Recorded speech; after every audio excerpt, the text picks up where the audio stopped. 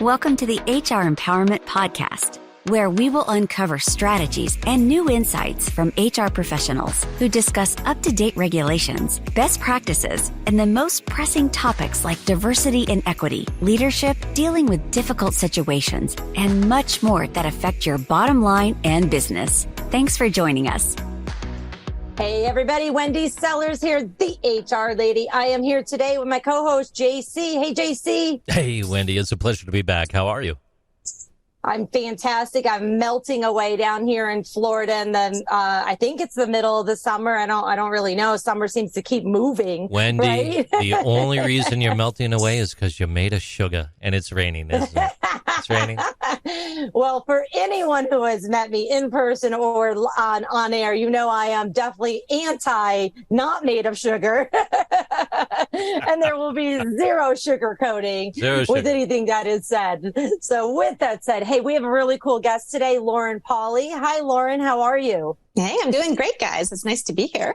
We're so excited to have you in the topic that you bring today. We're going to be talking about unlocking the power within and nurturing mental health or mental wealth in the workplace. And so, boy, do we need it more than ever after the past few years. I'm sure you're extremely busy, Lauren. It's shocking to me, like not just the rate of people getting diagnosed, but just the people who are self-diagnosing, which I think is a great thing because we're opening the conversation and people are seeking more support. But there also seems to be a lot more people struggling too. Yeah, there really is. We've had a couple of shows over the past year or so on mental health. And I telling you, I learn something new every time, even just about myself, never mind about other people. And so I love having experts like you on the show. Tell our listeners a little bit about yourself and what you do and how you can help their company or them as individuals. Yeah, so I am an author. My book is called The Other Side of Bipolar, revealing your strengths to move beyond the diagnosis. So it chronicles my journey as being diagnosed as bipolar when I was 14 after a suicide attempt and working through the rocky road that is traditional healthcare. It is way better now, I will say, flash forward 20 years later with all of the holistic and self-help tools as well to really round out mind, body, spirit, and holistic looking at mental wealth. I like to call it, not just maintaining the status quo, but excelling more. I run a hospital department. I'm in management. I've been a medical speech therapist for 18 plus years now.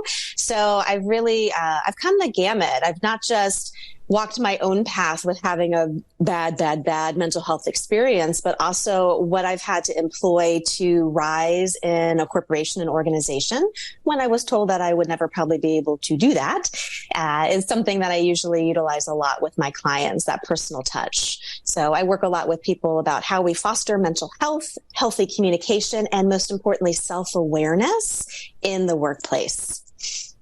Yeah, that is so important. Self-awareness. Like I said, I even just said in the first couple of minutes of our conversation, I've learned so much about me. And I always tell this when I'm teaching, on management topics, like you can't change somebody's personality or you can't change, what they want to be when they grow up. What you can do is grab a mirror and look at it and say, hey, am I causing any pain to this person? Am I part of the problem here? And so we always have to start and look within, right? And say, I've got to take care of me and or fix me. But I need the people to help me and the right people so that I am actually, making changes that are going to make a difference in the long run. And it sounds like you've had quite a struggle in your life too. So, congratulations for overcoming that and for deciding to use that to help other people.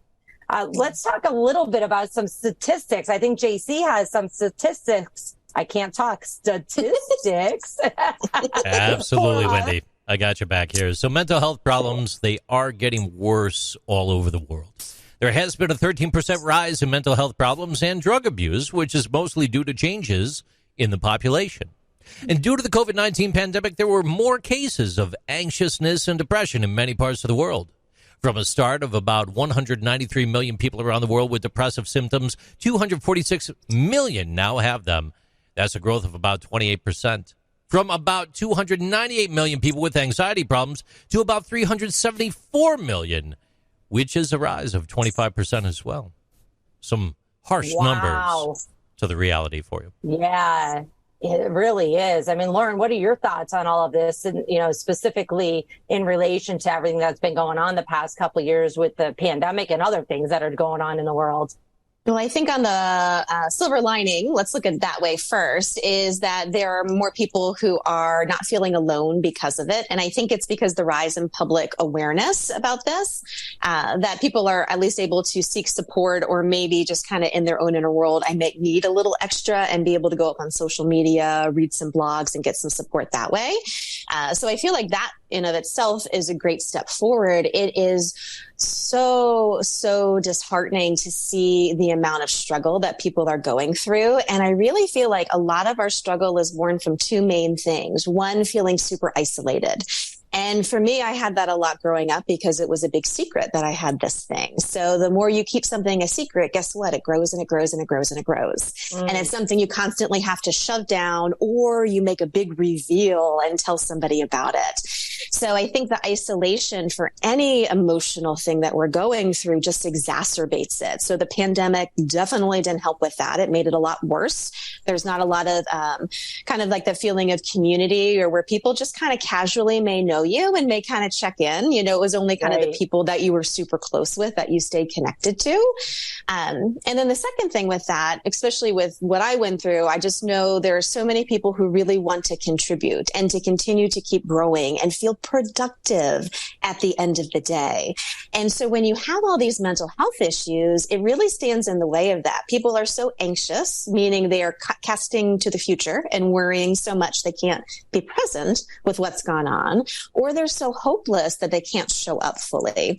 And so really having that satisfied feeling at the end of the day that I showed up, I gave it my all, things are really grooving in my life. It's gotten harder to do. Remote work, I don't think helped with that isolation as well. But those are kind of the two big things I really like to talk to people about, actually feeling like you make a contribution when you show up, you matter. And also that you're part of a community, you're part of a whole, you don't function in isolation.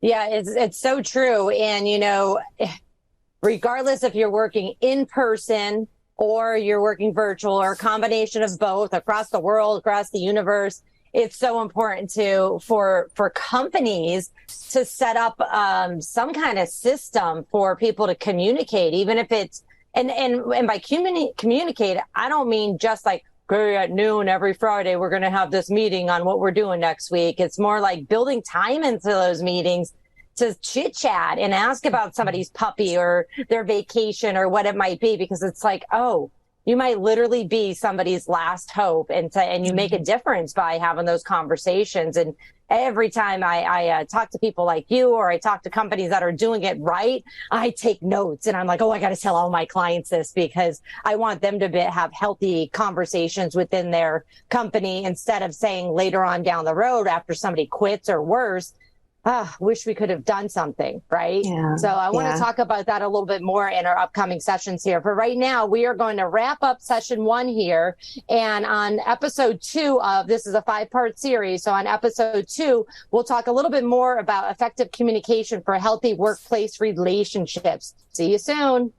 Thank you for joining the HR Empowerment Podcast, brought to you by Aurora Training Advantage. We hope you've gained new insight and strategies to navigate the HR profession. We look forward to you joining us again on the HR Empowerment Podcast.